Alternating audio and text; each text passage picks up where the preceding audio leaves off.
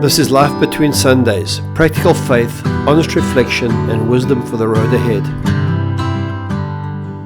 Hey, welcome to Life Between Sundays. Has there ever been something that you have really been afraid of? Have you ever kind of felt a deep sense of fear? Not the kind of fear that, you talk about in church, but like real fear. A little while ago, I finished this book and published it. It's called Lose Your Emotional FLAB. And FLAB is an acronym for fear, loss, anger, and blame. And so I thought over the next 4 weeks, I'm going to talk about these four things: fear, loss, anger, and blame. I've had my fair share of incidences of violence and crime in South Africa, like most South Africans. Christine has been hijacked, my daughter's been hijacked. Not too long ago, I witnessed an armed robbery in a jewelry store in a shopping mall, which was quite a frightening experience. As you can see, I'm in my car because while we moved to Jeffreys Bay, I left a car in Durban, so when Christine goes and visits her mom and her sister, she has a car there, but she doesn't really use it, so we decided to bring it back. And I was a little anxious, a little fearful about driving the 1,000 kilometers from Durban here to Jeffreys Bay. I was kind of aware of, what happens if the car breaks down, or if we get stuck by the roadside. It's a 7-year-old little Renault Sandero. There was some anxiety about it, and it kind of got me thinking about this whole thing of fear. It reminds me when I was a younger man, there were kind of three fears that I had. I had a fear of people, man. Maybe that's because I started a church at a young age. Wanted the approval of older people because I was leading older people. There's a fear of failure, and then maybe a fear of poverty, of not having enough. And these have been really real fears for me. But over the years, maybe I've resolved quite a few of them, really, if I think about it. But I noticed that once you get sort of over 50, you get to face your own mortality, and you start developing new fears. Will I have enough money? Will my health hold me? And how my children, how my grandchildren. Sometimes I don't now worry about my kids, I worry about my grandkids. We used to say you're only as happy as your unhappiest child. Now you're only as happy as your unhappiest grandchild. Anyway, so I thought what I'm going to do is, how do we deal with these fears? So let's get stuck into that. So the first thing I want to talk about is courage. When Joshua was about to lead the people of Israel, God told him, "Be strong and courageous. Do not be afraid or discouraged, for the Lord your God is with you wherever you go." Courage is like a muscle. You don't get it all at once. You build it, small victory by small victory.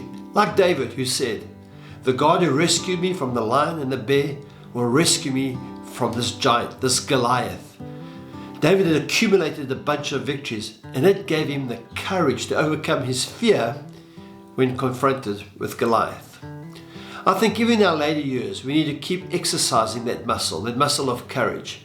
We need to take on reasonable challenges, trusting God to help us grow in courage, sometimes in our later years.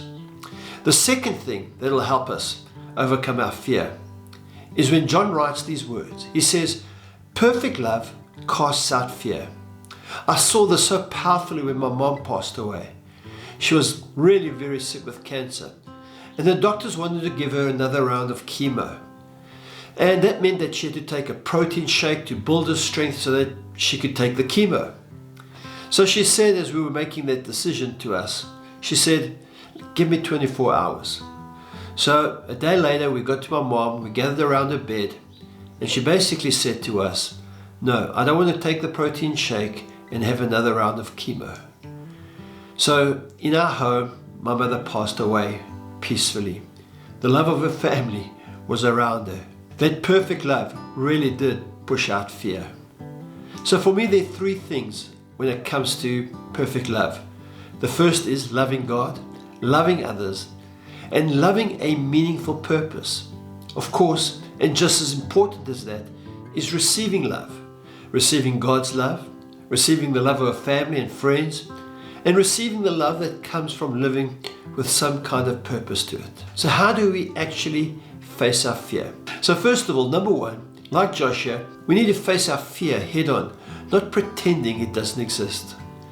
Secondly, we need to build courage like a muscle, step by step, trusting God along the way, learning to believe and to have trust. And of course, the third way is that we lean into love, the giving and the receiving of love. So let me ask you this question. What fear is causing you to live smaller than God intends? Can you name the fear? Is it sickness? Is it a fear of running out of money?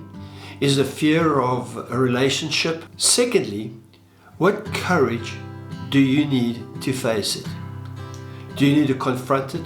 Do you need to pray about it? Do you need to speak to somebody about it? What can you do about this fear? And then, who in your life can help you strengthen that fear through love? So as you think about these things, I hope that it means something to you. What I really would love you to do is to subscribe and comment. Also, hit that notification bell so that you know that when I post the second in the series, which will be on loss, you'll get a notification about it. If you want to buy the book about losing your emotional FLAB, then I've put a link in the description below. Thanks for watching. I'd love it if you'd make a comment or share this video with somebody who may need some encouragement today. God bless you. Thanks for watching.